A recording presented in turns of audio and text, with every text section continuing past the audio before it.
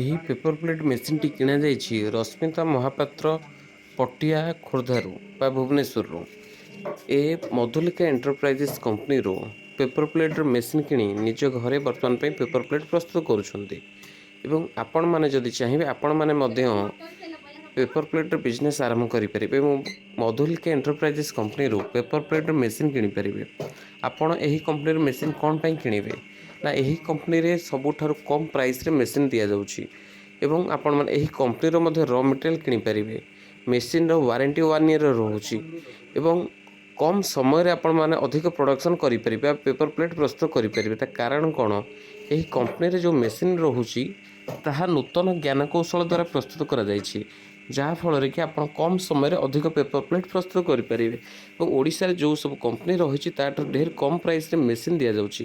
ତେଣୁକରି ଆପଣମାନେ ଏହି କମ୍ପାନୀର ପେପର ପ୍ଲେଟ୍ ମେସିନ୍ କିଣି ଆପଣମାନେ ବ୍ୟବସାୟ କରିପାରିବେ।